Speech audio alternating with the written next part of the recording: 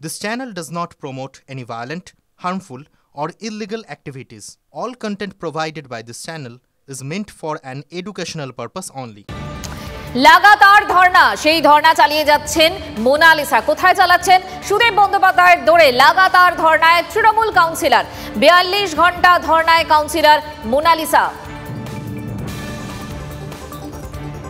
সুমন মহাপাত্র আমাদের সঙ্গে রয়েছেন, আমার সহকর্মী। সুমন, কি বলছেন মোনালিসা? আর কতক্ষণ ধর্ণা চালাবেন?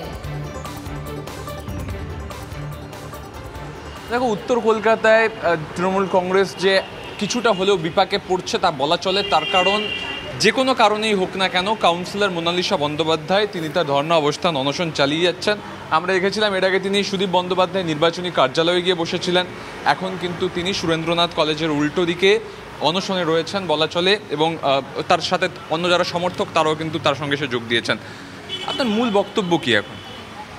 লাস্ট 3 দিন ধরে একটাই বলে যাচ্ছি যে কিছু আছে যেটা আমাদের ব্লকেজ হচ্ছে অনেক কাজ করতে, কিছু ব্যক্তি রয়েছে যাদের জন্য অসুবিধা হচ্ছে, সেটা লিডারশিপকে জানানো হয়েছে। সেই জন্যই ওটা সলভ হয়নি এখনও অবধি।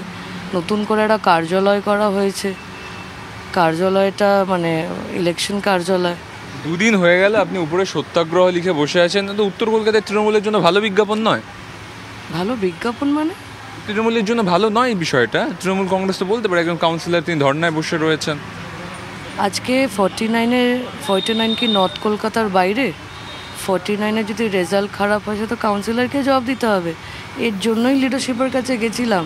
আজকে এই ভেতরে একটা যে সমস্যা হচ্ছে এইগুলোকে পয়েন্ট আউট করাটা কি রেসপন্সিবিলিটির দায়িত্বের মধ্যে পড়ে না একটা কাউন্সিলরের?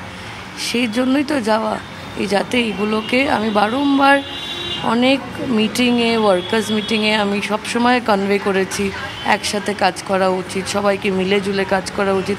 বাট সামওয়্যার একটা পার্টিকুলার কিছু লোকের জন্য জিনিসটা হচ্ছে না। বারংবার ভোটের আগে তিনি বলছেন কেন? এটা তো দলের অস্বস্তি বাড়াচ্ছেন উনি, তাই না? ওনাদের আপনাদের মাধ্যমে কি ওনারা জানতে পারছেন না কি সত্যাগ্রহ বলে আমরা করছি? নিশ্চয়ই জানতে পারছেন। এবার কেন যদি জবাব দিচ্ছেন না বা কি ব্যাপার, সেটা তো ওনাকে প্রশ্নটা করা উচিত। একদম সামনেই ভোট রয়েছে, আপনি যেমনটা বললেন যে যদি এই ওয়ার্ড থেকে ভোট কম পড়ে সেটা আপনাকেই জবাবদিহি করতে হবে। আপনি যে ভোটের আগেই এই স্ট্যান্ডটা নিলেন, এটা কেন? ঠিক ভোটের আগে না, এটা ভোটের মধ্যে এটা ইম্প্যাক্ট পড়ছিল, সেই জন্যই তো বলা। আজকে যদি ভোটে ইম্প্যাক্টটা না পড়তো তাহলে হয়তো বলতে বাধ্য হতাম না। ভোটে এটা ইম্প্যাক্ট পড়ছিল যে কাউন্সিলরকে রীতিমতো সেদিকে আমাদের নজর থাকবে। প্রেস কর্নারে আরো খবর রয়েছে। আমি আর দীপ ফিরছি একটা ছোট্ট ব্রেকের পর, সঙ্গে থাকুন।